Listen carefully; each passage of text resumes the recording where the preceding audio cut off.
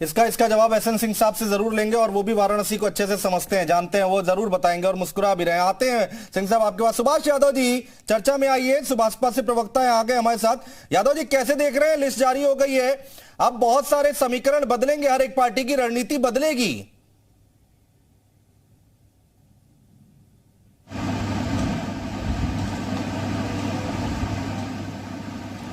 सुभाष यादव जी आवाज आ रही है? शायद आवाज नहीं पहुंच रही, दोबारा बात करने की कोशिश करेंगे। विजय उपाध्याय जी राजनीतिक विश्लेषक हमारे साथ हैं। विजय उपाध्याय जी कैसे देखा जाए, आज से कहा जाए बिगुल बज चुका है, शुरुआत हो गई है निकाय चुनाव की? देखिए आज तो जो इन्होंने आरक्षण की अधिसूचना जारी की है, अभी इसमें ऑब्जेक्शन मांगे गए हैं। 6 अप्रैल तक ऑब्जेक्शन दिए जा सकते हैं, उसके बाद फिर फाइनल सरकार करेगी कि कौन सी सीटें रिजर्वेशन का क्या स्वरूप होगा। लेकिन जो बदले हुए रिजर्वेशन की जो स्थितियां हैं, इसके हिसाब से पार्टियों को अपने नए प्रत्याशी के लिए पूरी ताकत से जुट जाना होगा, क्योंकि ज़्यादा समय नहीं है। वो अगले 1 हफ्ते 10 दिन में उनको प्रत्याशी ढूंढ लेना है। दरअसल नगर निकाय के चुनाव में सबसे ज़्यादा इम्पोर्टेंट, पार्टी से ज़्यादा इम्पोर्टेंट प्रत्याशी होता है।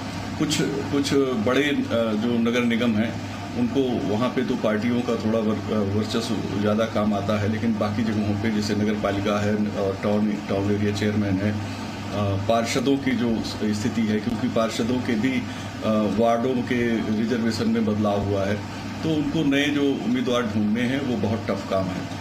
जिस पार्टी का बढ़िया संगठन होगा, बढ़िया नेटवर्क होगा, वो जल्दी से ये काम कर सकेगी, और जिसका नहीं होगा उसको थोड़ी मुश्किल आएगी।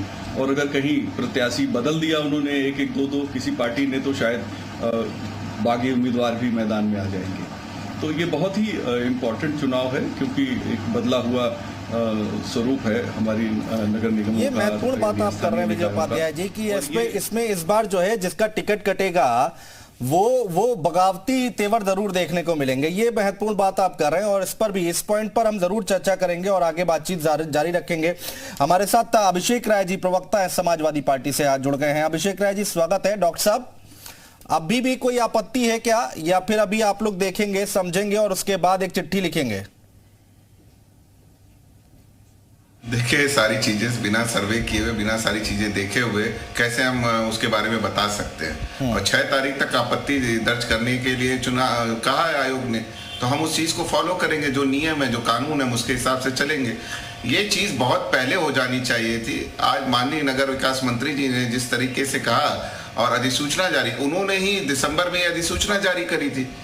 तो 6 साल से भारतीय जनता पार्टी की सरकार चल रही थी, उनको ये चीज पहले करे। जब कोर्ट का आदेश आता है तो उसमें ये गाइडलाइंस तय करते हैं, हम भी उसको देखते हैं कि उसमें क्या है, और अगर कहीं ऑब्जेक्शन लायक चीज होगी तो वहां की जो भी लोकल इकाई होगी वो उस पर ऑब्जेक्शन दर्ज कराएगी। हाँ ठीक है। सुभाष यादव जी जल्दी से अपना पक्ष रखिए, आवाज अगर आ रही है आपके पास तो। जी बिल्कुल बिल्कुल आवाज आ रही है जी। सुभाष यादव जी ठीक है, इस बार लिस्ट जो जारी की गई है अब तो ठीक है कोर्ट के माध्यम से ही आए, लेकिन आए तो सही, थोड़ा विलंब हो गया। जी बिल्कुल अनुज जी, हम तो कोर्ट के फैसले का सम्मान करते हैं। जो विसंगतियां थी पूर्व के अंदर, जिस विसंगतियों के ऊपर सुप्रीम कोर्ट ने रोक लगाई थी 4 जनवरी 2023 को, और पिछड़े आयोग की जो रिपोर्ट थी उसको सुप्रीम कोर्ट ने मान ली और नीति आयोग ने भी उसको स्वीकार कर लिया है, तो हमारा कहीं पे इसके ऊपर कोई भी उंगली उठाना प्रश्न नहीं बनता। चुनाव की तारीखें डिक्लेयर हो जाएगी, चुनाव के अंदर सारी पार्टियां, हम लोग तो पूर्व के अंदर भी डिक्लेयर होने से पहले भी सूर्योदय भारतीय समाज पार्टी पूरी मजबूती के साथ में पूर्वांचल के अंदर अपनी तैयारी कर रही है। पूर्व के अंदर भी 3 दर्जन से अधिक जिला पंचायतों के अंदर चेयरमैन हमारे चुने गए थे। इस बार हमारे चेयरमैन और ज्यादा चुन के आएंगे, बीडीसी चुन के आएंगे, ब्लॉक प्रमुख चुन के आएंगे। हमारी तैयारी पूरी मजबूती से है और कोर्ट के फैसले का हम पूरी तरीके से सम्मान करते हैं और उसके ऊपर हमारा कोई उसके ऊपर आक्षेप नहीं, कोई उंगली नहीं उठाना चाहते हम, क्योंकि जो विसंगतियां थी उसे कोर्ट ने दूर करवा दिया आयोग के माध्यम से। आयोग के अंदर भी जहां कहीं पे कुछ रैपिड सर्वे पर, ट्रिपल टेस्ट सर के ऊपर कुछ शायद विसंगतियां थी, मुझे लगता है कि उसे भी समय रहते दूर कर लिया जाएगा। ठीक है, एसएन सिंह साहब जवाब दीजिए अब एक-एक करके। यहां पर कांग्रेस पार्टी और समाजवादी पार्टी कह रही है तो पहले कर देना चाहिए था, कोर्ट ने जब इसमें इंटरफेयर किया तब आप लोग इस चीज को तो पहले ही कर देते, इतनी देर ना होती।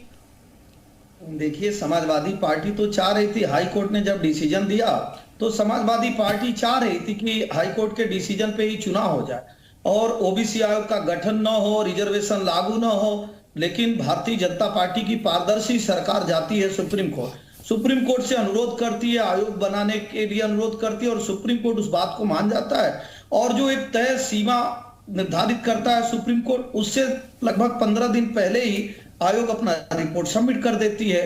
इससे यह साफ जाहिर होता है कि भारतीय जनता पार्टी एक पारदर्शी सरकार, जवाबदेह सरकार, ईमानदार सरकार है और जनता की सरकार है। रही बात कि ये क्यों हुआ, तो 2012 और 17 में इसी तरह से होता आया।